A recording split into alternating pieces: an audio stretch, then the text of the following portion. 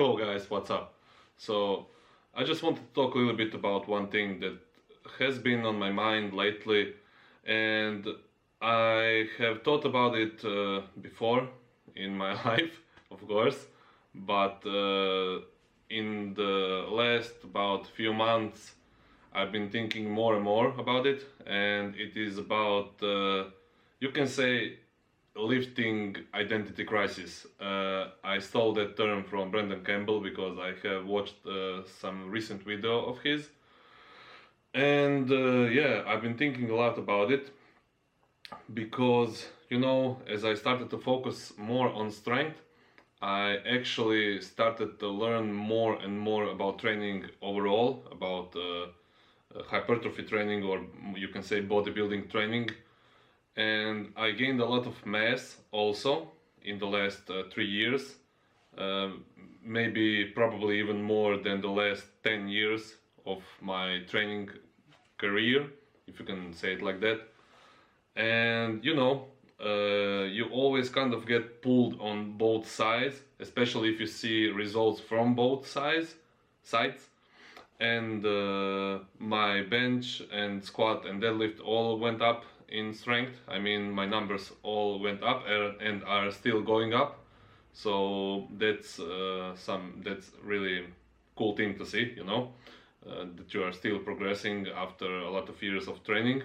And that just means that I was training like shit before. I mean, I wasn't training like shit, but yeah, certainly training has been much more optimized in the last few years for me, especially because I started to track results and I started to like implement everything more methodically. So, and basically going more consistently in the gym. So yeah, it's a tough choice. I don't really know if I want to go full force into strength or powerlifting, or like completely into bodybuilding, because until this point I was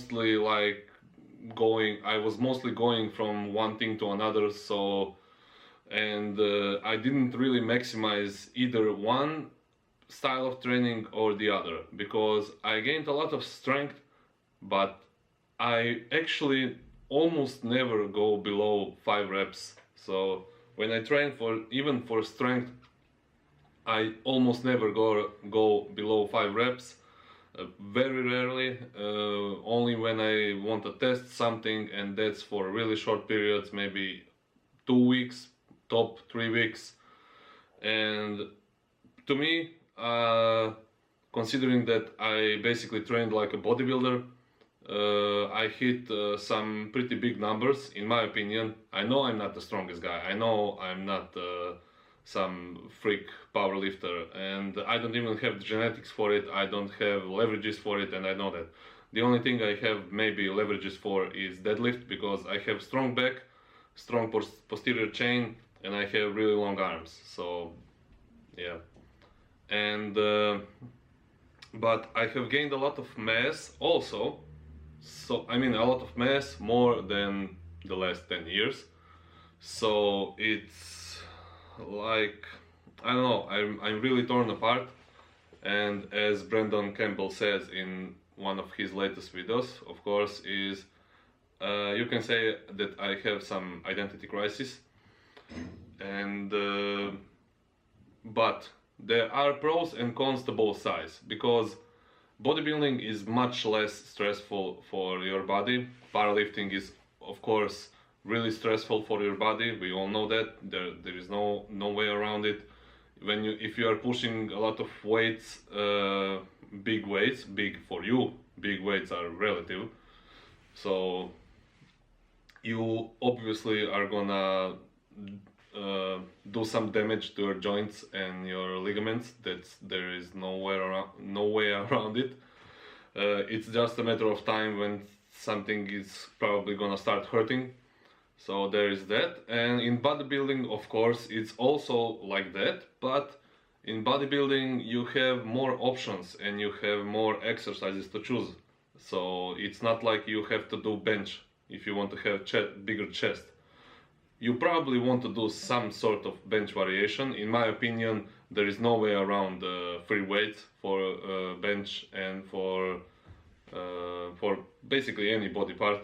I don't care how much people are saying about biomechanics and leverages and different, you know, English is not my first language, so it's a little bit harder for me to explain it in English, but basically I'm all about lifting just straight weights and that's it. But in bodybuilding, so you have in bodybuilding much more options. You don't have to do just regular flat bench. You can do incline bench, dumbbell bench, floor press, any kind of press, dips, maybe even some people get pretty huge chests from dips, of course, triceps. And for quads also, you don't really have to do squats. I mean, probably you're gonna gain a lot more muscle if you do really deep high bar squats, if your hips and knees allow you to, but you don't really have to do it when you are a bodybuilder. But on the other hand, if you are a powerlifter, you have to do squat because it's your competition, and you have to do bench and you have to do deadlift. So deadlifts are really taxing on your body.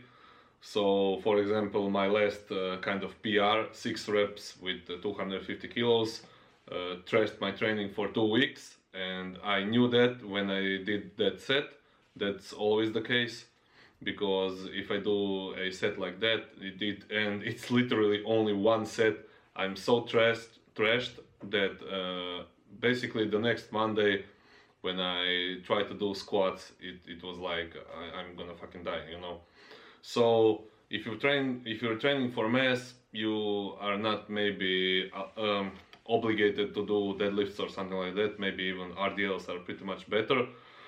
But yes, when you're a powerlifter, I mean, you have to do it. So it's much more taxing on your body overall, not just your back, but everything. Your central nervous system, you are basically weaker on everything if you overdo it on deadlifts.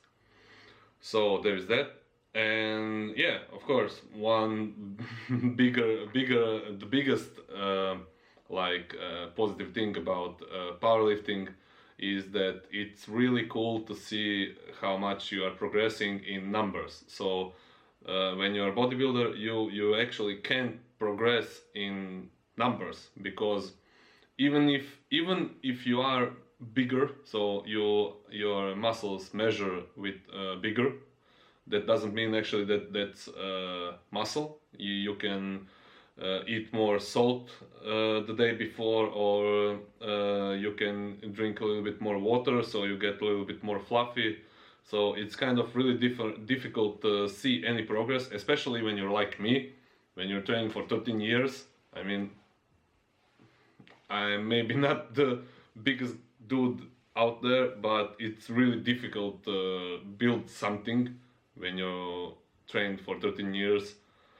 And it's kind of, you know, it's kind of boring actually to just go and train and only see some results after you have been bulking basically for 1 to 2 years, and then you spend at least 6 to 8 months to actually cut off that weight, that fat, so you can actually see what happened. Because when you're fluffier, you don't really know if you build any muscle or not. You actually know it only when you get a little bit leaner.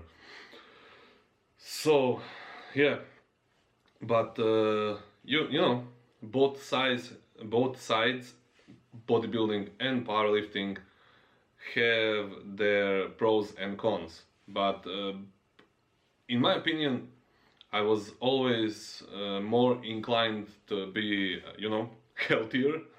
And I think in the long term, bodybuilding is actually much more healthier and much more grateful. We are saying in Croatia, much more grateful, zahvalan, than the powerlifting, because in bodybuilding you can do basically whatever you want. So as I said before, you don't have to do those 3 lifts, but in powerlifting they can easily wreck you like in few months if you are just overdoing it. So when you are looking at the long-term picture, bodybuilding is probably a better choice. The only thing about bodybuilding that is definitively not healthy is if you are competing. So if you're going to competitions, you have to be extremely lean, and that extreme condition is not at all healthy, even for your body or even for your mind. And basically everybody who is professional bodybuilder knows that. But maybe some people don't like to talk about it because it's fucked up, basically. And yeah, so there is that. If you actually want to compete in bodybuilding, but you don't actually have to compete in bodybuilding. I was at some point also a purist, or you can say elitist, when it comes to competitions and defining yourself as powerlifter or bodybuilder, because I was always saying, no, you're not bodybuilder if you're not competing on the stage. That's it, you're not bodybuilder. But come on, man, chill the fuck out. Who the fuck cares? I mean, if you are not competing and you are actively doing everything to increase muscle mass, and you are not like, you know, those bros who are just training in circles and just on perma bulk, yeah, you are basically bodybuilder if you are doing everything right, in my opinion. You don't even if you want to call yourself bodybuilder, call yourself bodybuilder. Oh man, I'm gonna go there. So if people if people can change their age, not just sex, but age, I'm talking about social justice warriors. So if people can change their age because they want to, I mean, you can call yourself a bodybuilder if you want to. You can identify yourself as bodybuilder. Same thing goes for powerlifters. I was always talking when people ask me if I'm like competing, because they see me move some weights, and you know, people in commercial gyms are not the strongest people, and we don't actually have powerlifting gyms here. So I was always like, no, I'm not a powerlifter, and because I'm not competing, but in a sense I am powerlifter because my goal is to increase strength in specifically bench, squat and deadlift. So yeah, I am powerlifter, and maybe in near future I am gonna compete. My aspirations or my goals are not to be like the best in powerlifting. It's mostly just experience, you know, experience competition and just go to competitions because it's cool. You can see like-minded people and stuff like that. But now to the main point. So when you want to maximize either bodybuilding or either powerlifting, you are kind of in the middle, like I am currently, because I've been training for a lot of years, and I basically had two noob gains.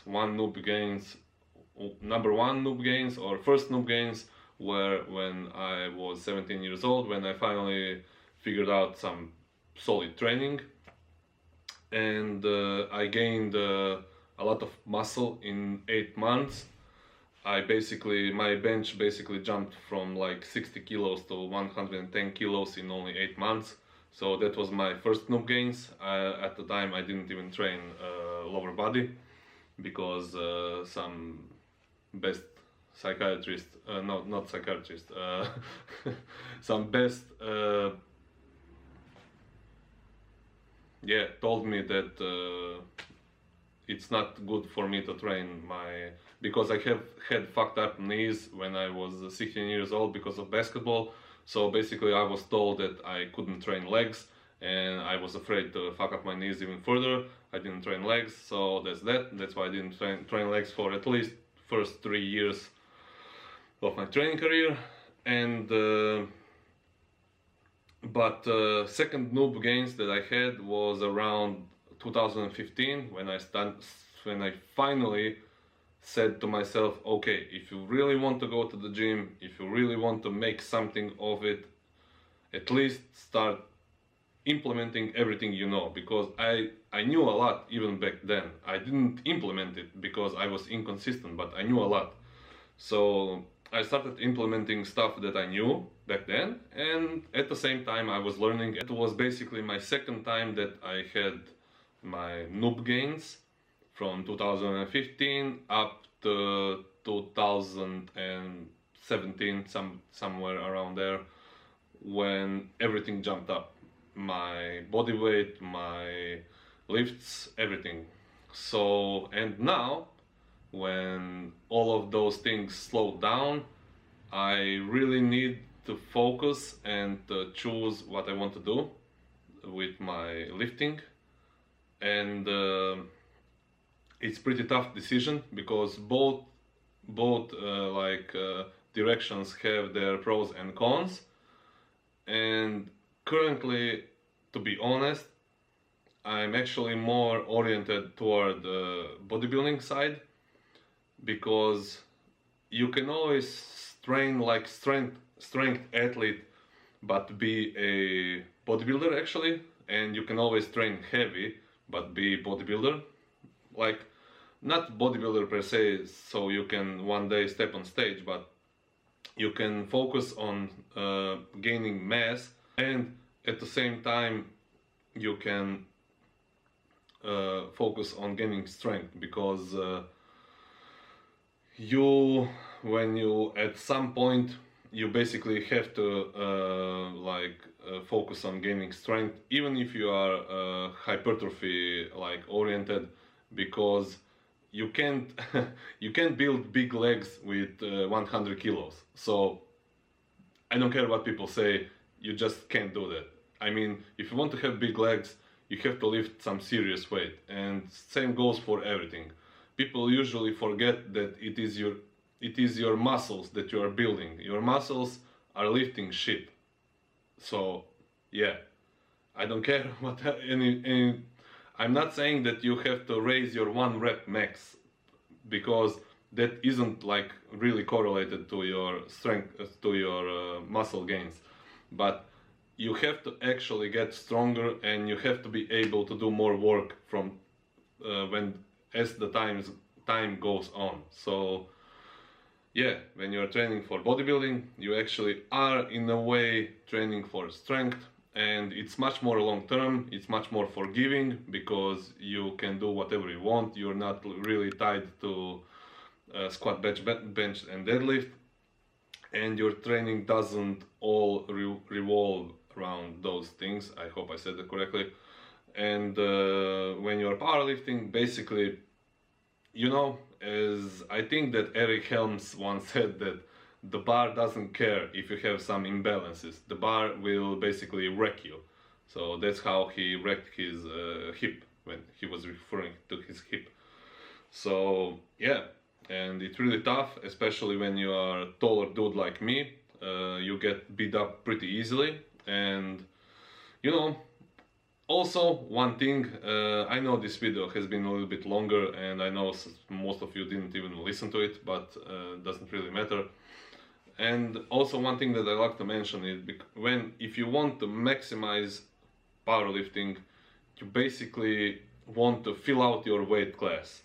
And by that I mean, I'm currently 120 kilos. I have 120. I currently have 112 kilos. So that's around a little bit less than 250 pounds, and I would have to be in 120 kilos or even more if I want to see my potential in strength training. And I already have some fat, and I don't want to have that, and I don't want to be fat, you know. So if you want to maximize your strength gains, you probably want to be a little bit heavier, because basically somebody said you break a lot more easy if you are skinnier. And I personally at 100 kilos I am pretty much skinny guy. So I don't know if that's because of bone density or something, but I tend to be really heavy, and I don't look like it, so even now. But yeah, so that's enough of me rambling about my identity crisis. I basically didn't even decided anything. I'm just saying what I think, and I really want to connect with you guys a little bit more so you can get to know me. And yeah, I am making currently the how to bench video, so I'm gonna update my how to bench video because it's really old video, and I was basically just saying in that video what helped me back then in my bench, but now I'm gonna make a really detailed bench press video, so which I'm gonna be pretty proud of probably, because I'm really making an effort to do as best as I can, and specifically for taller lifters and lifters with longer arms. So yeah guys, and that's it, and thank you for watching. New bench video is coming soon. Also I'm gonna make also a squat video and a deadlift video first, and then all of the other exercises, and see you guys in the next video. Peace.